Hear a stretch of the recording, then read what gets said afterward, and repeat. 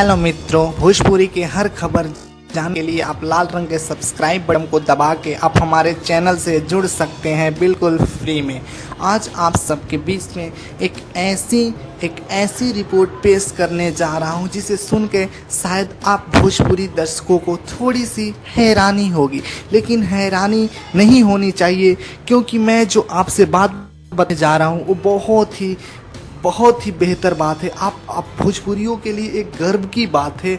आपको मैं बताना चाहता हूँ, भोजपुरी के सुपरस्टार, भोजपुरी गायकी के सिरमौर पवन सिंह जी, जिनकी एक्टिंग, जिनकी सिंगिंग, जिनकी हर अदा को भोजपुरिया दर्शक काफ़ी पसंद करते हैं और उनकी पॉपुलैरिटी सिर्फ बिहार यूपी में ना होकर ऑल ओवर इंडिया में है।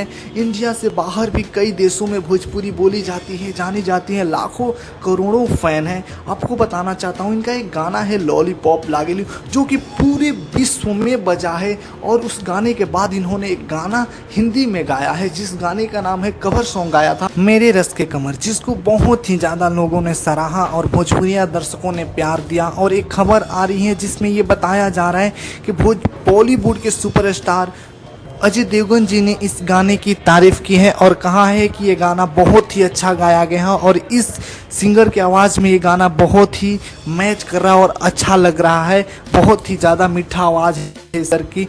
ये खबर आ रही है भैया, आपको बताना चाहता हूँ कि एक अभी ही भी न्यूज आई है जिसमें ये बात कहा गया है कि अजय देवगन जी इस गाने से फ़ैन हो गए हैं पवन सिंह जी के। तो आप लोग भी ऐसे ही प्यार देते रहिए, अपने भोजपुरी में एकता बनाए रखें और हर गायक, हर सिंगर, हर एक्टर को आप प्यार देते रहिए और चैनल को सब्सक्राइब कीजिए, लाइक शेयर ज़रूर कीजिएगा।